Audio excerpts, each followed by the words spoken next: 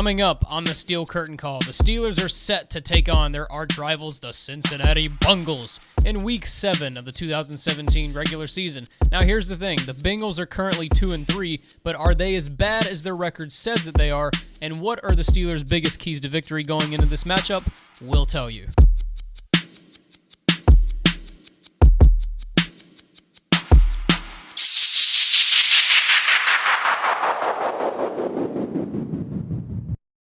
What's going on, guys? Welcome back to the Steel Curtain Call, a show here on YouTube dedicated completely to the Pittsburgh Steelers. I'm your host. My name is Patrick, and thanks for tuning in tonight. So, as you probably already heard in the intro, tonight's order of business is previewing the Steelers' Week 7 matchup against one of their arch nemesis, the Cincinnati Benagls. 425 Heinz Field. I'm really excited about it.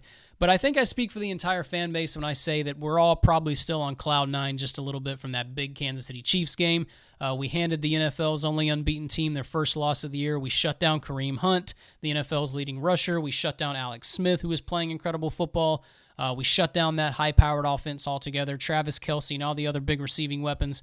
It was a massive, massive game for us, but I do think it's time to come down off of cloud nine just a little bit and get ready for the Cincinnati Bengals for a number of reasons.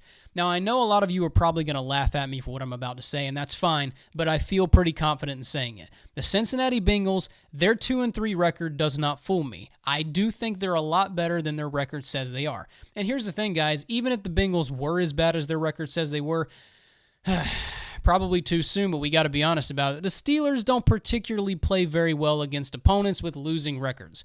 The Steelers are the type of team that'll go out there and beat a Kansas City Chiefs, but then go out there and lose against a Jacksonville Jaguars.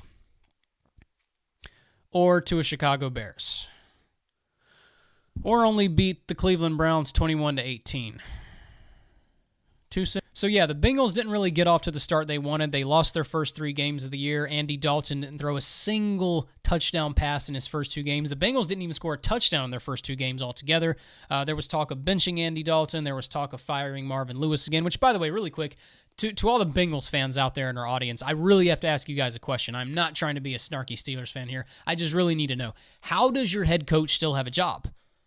I mean, seriously, never won a playoff game? I mean, come on. How does he have a job? I mean, is this the bar? Seriously, he's like, is this the bar to be an NFL head coach? One of you teams out there, hire me. I'll coach your team. But it definitely wasn't the start they wanted. But since then, they have kind of turned things around just a little bit. And I would say the transition probably started against the Green Bay Packers. Now, I know they lost that game, but I do think this is where the Bengals began to turn the corner just a little bit because Andy Dalton started playing better in that game. They also took an Aaron Rodgers-led Green Bay Packers team all the way into overtime and only lost by a field goal. I think this is the game where they began to right a lot of the wrongs. The offense started playing better, and like I just said, more specifically, Andy Dalton started playing better. Now let's talk about Andy Dalton just for a second. It really has been a tale of 2 seasons so far early on into the season. In the first 2 games of the season, Andy Dalton threw no touchdown passes, 4 interceptions, only completed about 54% of his passes, had an average QBR of 14.9, but in his last 3 games, Andy Dalton has thrown 7 total touchdowns, no interceptions, is averaging 275 yards passing per game, has an average QBR of 70.5, and is completing about 73% of his passes. Right now, guys, whether you want to admit it or not, Andy Dalton's playing pretty good football. And going into this game, I'm going to say it, and you may laugh at me, containing Andy Dalton is a big key to victory. Here's the thing about Andy Dalton. He's not the most consistent guy in the world, and at times he will look like one of the worst quarterbacks in the National Football League. But Andy Dalton is also one of those QBs who at any given time can flip that switch and look like a great NFL quarterback. His arm strength is good. He can move the ball down the field at ease with times. He possesses well above average mobility. At times, his accuracy can be really, really good. He's not a bad NFL quarterback. It's just a matter of which Andy Dalton you're going to get. But if you're going to get good Andy Dalton in this game, the Steelers need to watch out, and they do need to contain him. Now, when it comes to the Bengals running game, they've got quite a few options. 2 of these guys we know very, very well, Jeremy Hill and Giovanni Bernard. And I got to be very honest, not to be too snarky, Giovanni Bernard and Jeremy Hill don't scare me that much. These are guys that I feel like each year the media talks about and hypes up, thunder and lightning, the Bengals 1-2 punch.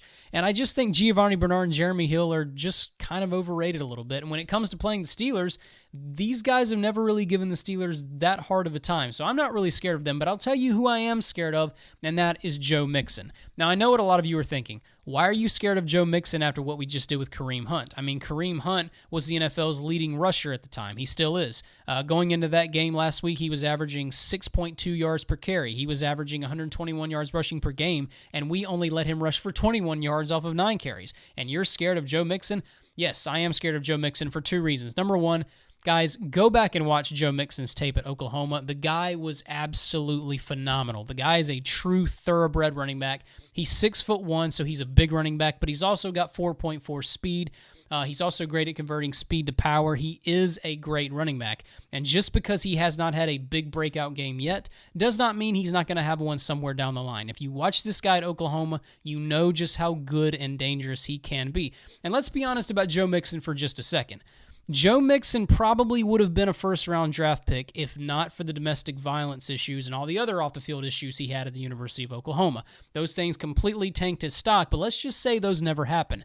This guy would have been a first-round draft pick and probably would have been the second overall running back behind Leonard Fournette. I feel pretty confident in saying that. The other reason that I'm afraid of Joe Mixon is, well, I mean, more specifically, I guess I'm just kind of nervous about this run defense altogether. Yes, we shut down Kareem Hunt last week, and that was exciting, but this is also a run defense that has been very sporadic at times. We've seen this run defense be dominant at times, like last week against Kansas City, but then allow Tariq Cohen and Jordan Howard over there in Chicago to rush for 200 yards. Or Leonard Fournette and the Jaguars to rush for 200 yards as well. I'm confident in this run defense, but I'm also not confident in this run defense as well. I feel like I'm going to need to see a couple of more games and a little more consistency before I'm ready to completely sell myself to them.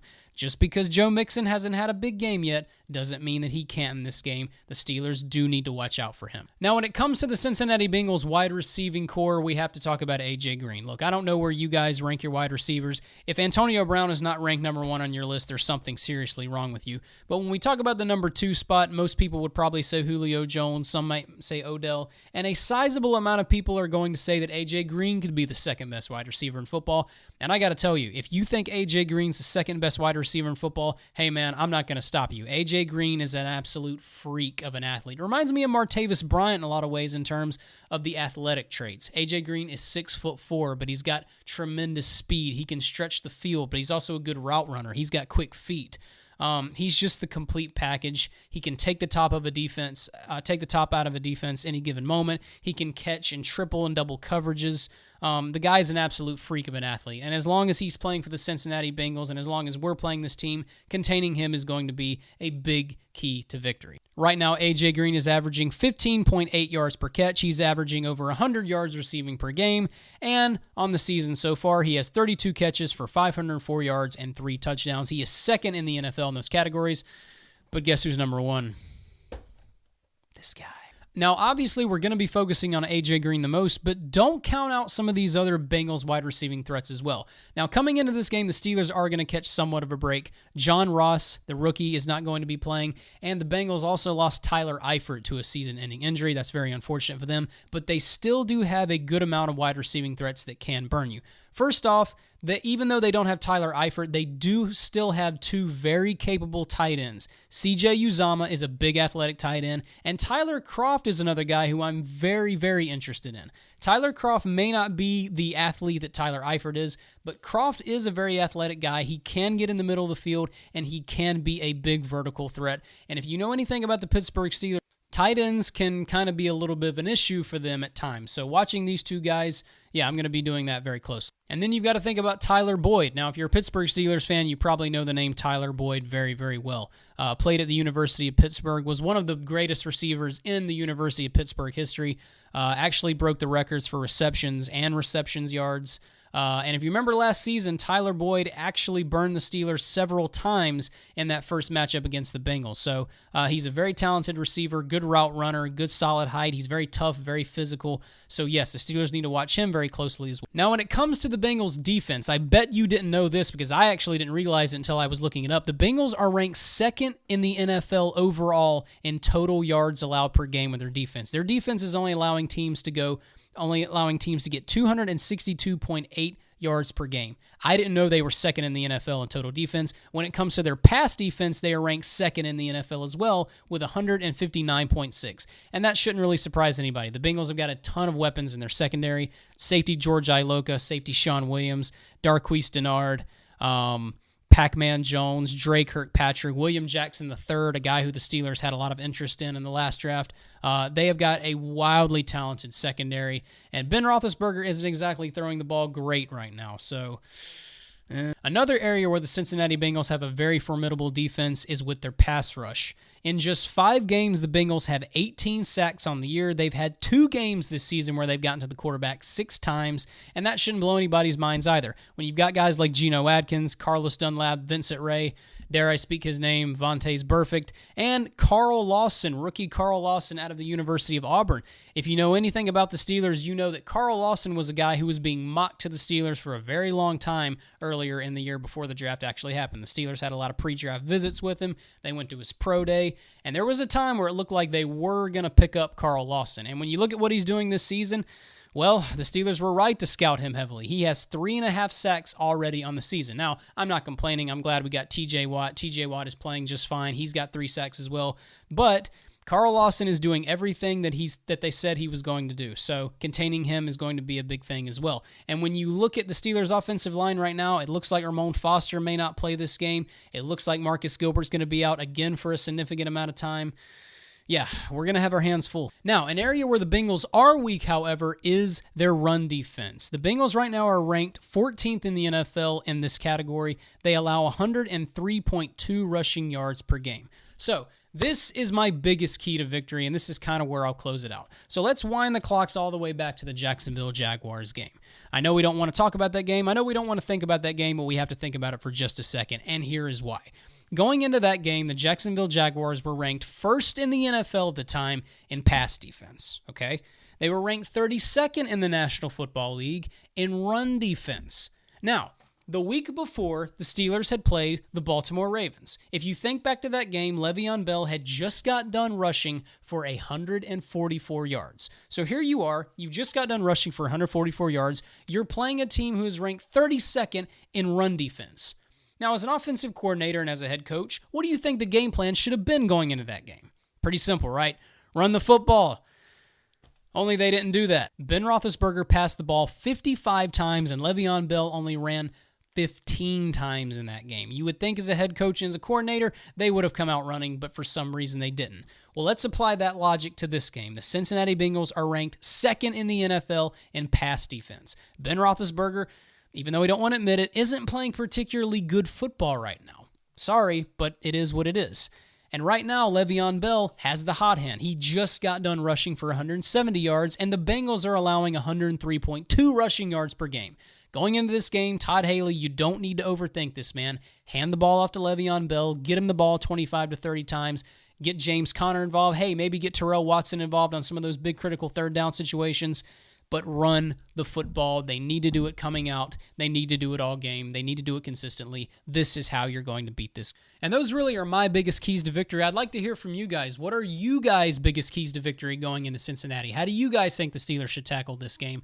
Comment below. Also, I want to start a segment at the end of every show where I read you guys' questions. I try to answer as many as I can. I want to hear from you guys, and the way you can get in contact with me is email thesteelcurtaincall33@gmail.com. Ask questions, and I will try to answer as many of them as I can at the end of every single show. That's a segment I'd like to get going here. All right, guys, that's going to do it for me here tonight on the Steel Curtain Call. I appreciate you guys watching. I will be back next week recapping this game. Hopefully, I'm recapping a victory, not a loss. Because if it's a loss, I'm not going to be in a very good mood, and you guys don't want to see me when I'm not in a good mood. But until next week, guys, go Steelers, have a great night, and I'll see you next week.